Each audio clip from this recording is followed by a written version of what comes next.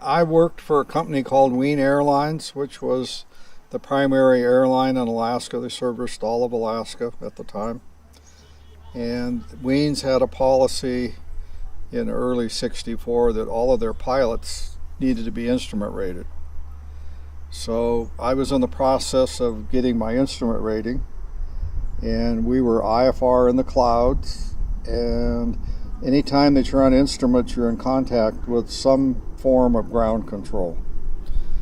And ground control, we heard they were abandoning the tower. Well, it was a training mission from Fairbanks, and I was just about to get my instrument rating, so they put me in the actual clouds. Usually you flew under a hood, but in this case, they wanted you under actual instrument conditions. So we were IFR, you couldn't see the ground, instrument fly rules. Yeah, solid, but you're in communications with ground control all the time. If you can't see the ground, then somebody's got to clear the airspace for you. So you have to have permission to do everything. When you start an airplane up at the terminal, ground control gives you a clearance to get to the runway. The tower gives you a clearance to take off. Departure control picks you up and gives you a clearance to probably about 20,000 feet, and then they turn you over to Anchorage Center or Fairbanks Center or Edmonton Center, different FAA centers that keep track of the airplane, and you're on radar all the time. Well, we'd probably been in the clouds for an hour, and they're doing all kinds of nasty things to you, steep turns and everything on instruments to make sure we can cover from stalls and whatever. So we'd probably already been training for an hour, just about to be done, and then there's no communications. You need permission. When you're going to come out of the clouds, you need permission to go from a certain point to another point. Mm-hmm. And we didn't get it. So can you describe the we part? So you're being trained. So who is there was an instructor. Ironically, the instructor was a guy named Don Johns that disappeared with baggage and bogs. The House Speaker and the senator from Alaska back in the early 70s. Disappeared, like died, or?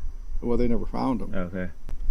So we're talking to a facility that was located at Eielson at the time, which was Fairbanks Center. And all of a sudden we got a couple words that they were abandoning the building. And that's it. Then you couldn't contact. There are a lot of choices. We can contact Fairbanks Radio, we can contact Fairbanks Tower, we can contact departure control, arrival control. There's lots of different frequencies. There wasn't anybody. So we just assumed that they had dropped an A-bomb on Eielson. It's the only thing we could think of because there were no communications at all. And then we had to consider whether we want to come out of the clouds. It may not be very pleasant.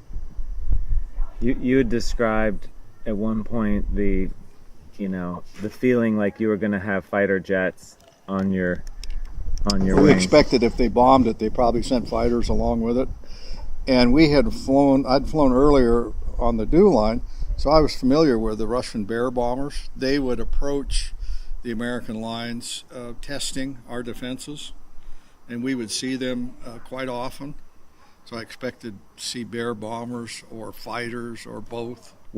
Did you do any conversation you had in that 1 hour with this trainer? Oh yeah, there was lots of conversations. Were you guys?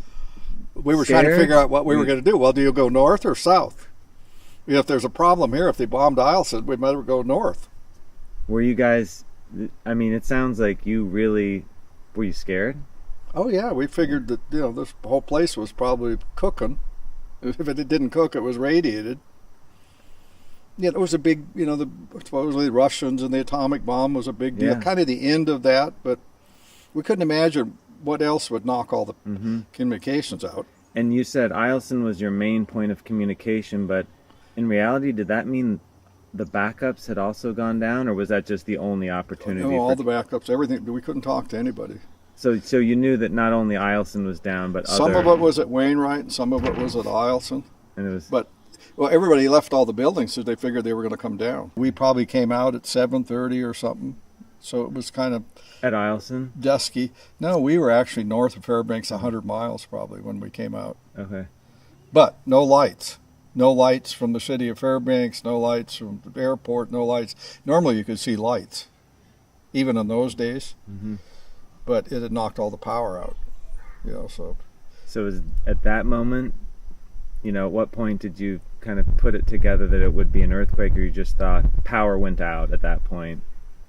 We had no idea what it was. We didn't know until we landed. We came in and landed, figuring all kinds of bad stuff could happen to us, but nothing did.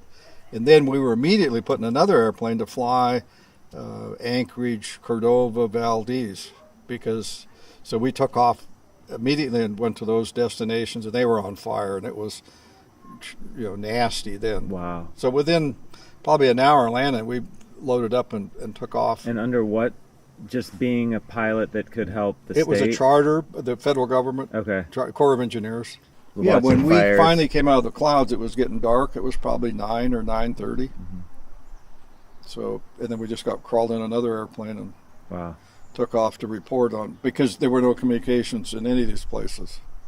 So you've got a radio going to some sort of military. Yeah, the Corps of Engineers brought out some type of a radio, I think an HF.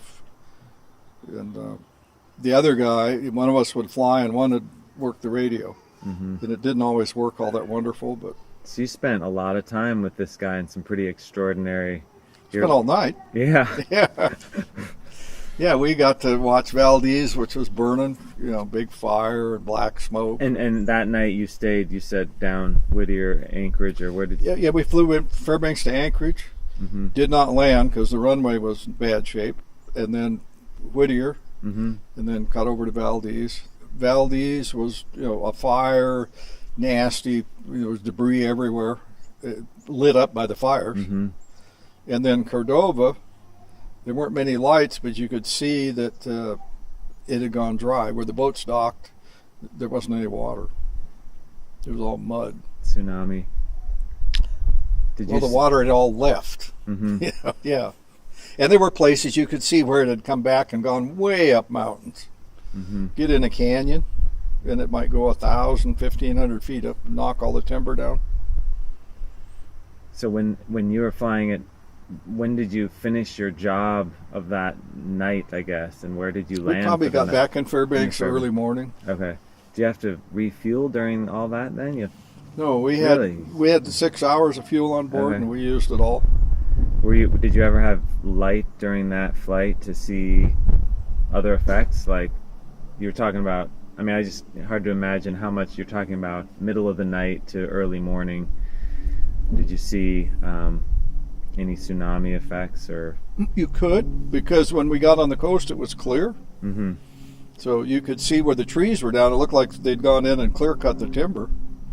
Go up a canyon. It went up a canyon. You could see debris everywhere. And what height elevation were you flying at for this kind of job? Not real high, because it was fairly good visibility. So we probably were a couple thousand feet. And then when we got to a certain place we might look at, we got down within a couple 100 feet. Well, I think we were very fortunate. I was surprised that very few people got killed. The debris, the docks were floating out in the middle of the bay. There were boats upside down in the middle of the bay. One of the boats had tipped over sideways, we heard later in Valdez. And luckily it came right side up when the water came back in, but it was a mess. Drive a boat right through a town. Yeah. There were cars, you could see way up hillsides, different places. Those little villages, a lot of them were completely wiped out. Some of them had bonfires that you could see. You could see it didn't look very pleasant. Well, thank you for your story and for your time. Well, I'm happy to help anytime I can.